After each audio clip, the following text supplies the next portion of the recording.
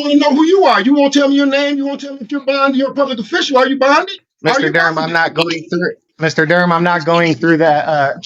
You got to give me your bonding information, name, address, and your policy number so I can make sure you're adequately insured. I'm not driving ever again in life. I travel, so I don't need a license to travel. Are you honoring your oath, sir?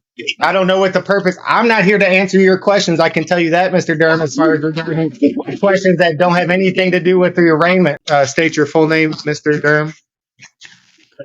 Renzo of the family Durham. Here.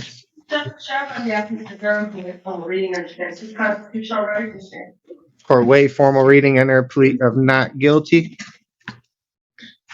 Mr. Durham, the court scheduling a pretrial date on this matter via Zoom. You must attend February the 27th, 8:30 a.m., 36th District Court in front of Judge Bryant. Understood?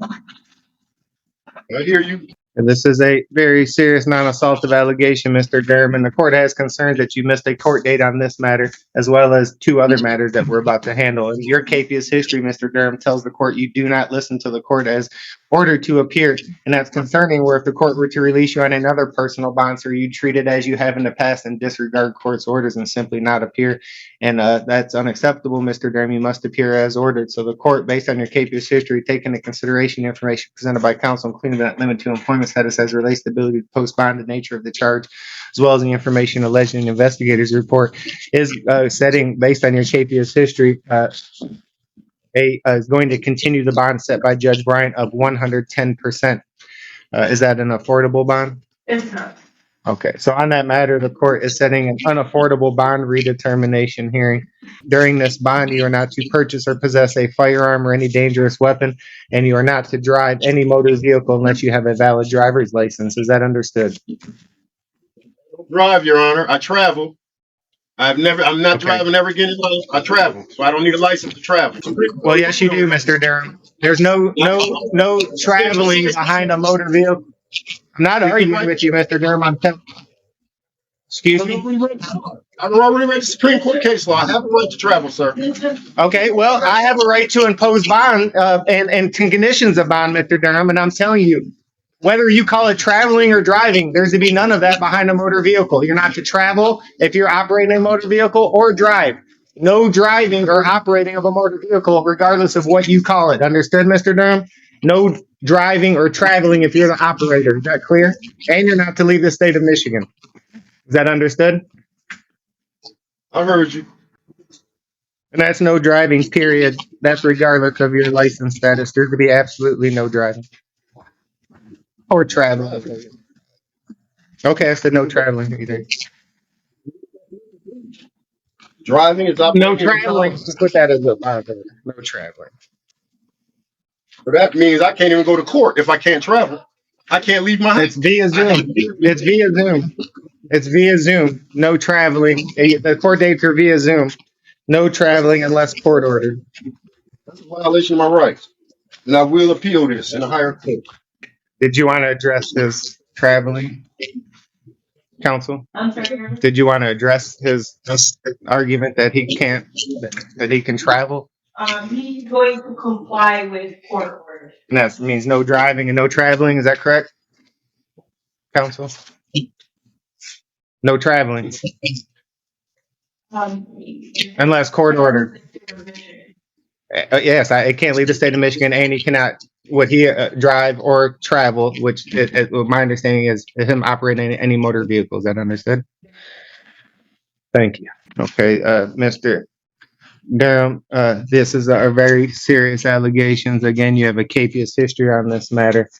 The bond was set by the judge when you failed to appear. You have a number of capious histories on this matter. It looks like you were originally given a personal bond, then you failed to appear on about September 1st of 2022, given a $10,000 cash surety, and then you failed to appear again December 14th of 2022, and then a judge will give you another $10,000 cash surety. I, as a magistrate, as counsel stated, have no. One moment, I'll let you address the court. One moment, Mr. Durham. Have no authority to amend the capious bond as set by the judge for your failure to appear. So for that reason, the bond is going to be continued as set by the judge of December 14, 2022 in the amount of $10,000 cash surety. During this bond, you are not to purchase or possess a firearm or any other dangerous weapon. no driving, no traveling unless court ordered. You will be fit with the GPS tether under house arrest if you're able to make bond. And no use of any alcohol or illegal controlled substance. Is there anything further, counsel? I would respectfully ask the court to reconsider the GPS tether, Your Honor. He's missed court in every matter before the court this morning, so no. Thank you. You're welcome. No, I haven't. Anything? I done came to court a couple times on Zoom, on a tether. I done been to court.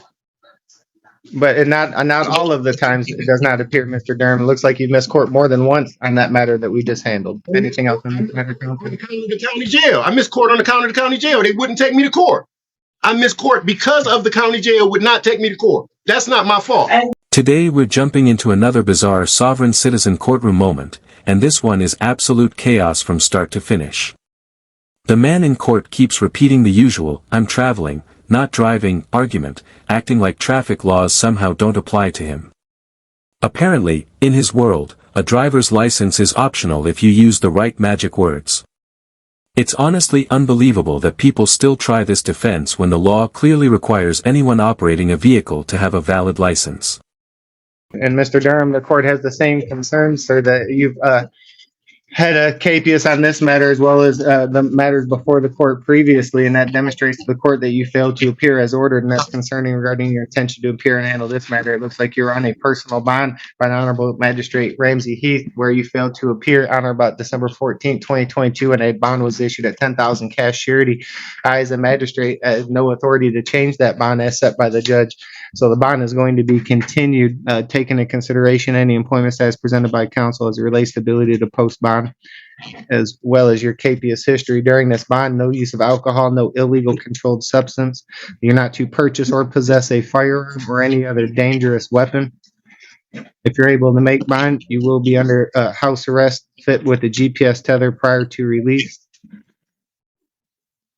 There's to be no driving and no traveling unless court ordered. Okay, any questions or statements, Mr. Durham?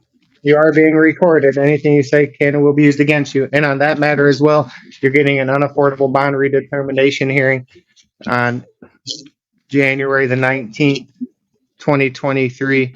Judge Sabri at the 36th District Court via Zoom.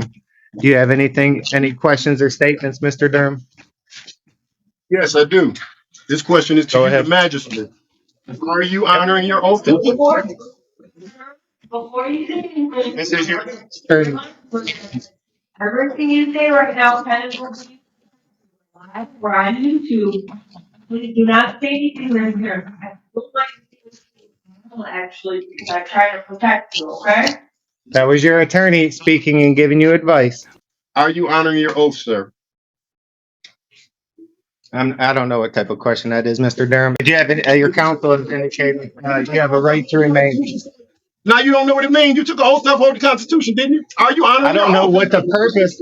I don't know what the purpose. I'm not here to answer your questions. I can tell you that, Mr. Durham, as far as regarding questions that don't have anything to do with the arraignment. I'm not here to just answer random general questions that have nothing to do with your arraignment, Mr. Durham. So if you have any questions regarding your arraignment or your court date, you can please let me know.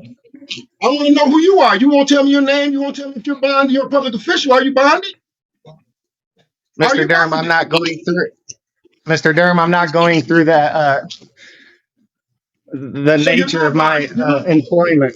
Did you notice how this sovereign citizen responded with, "I heard you," instead of saying, "I understand"? That wasn't accidental at all.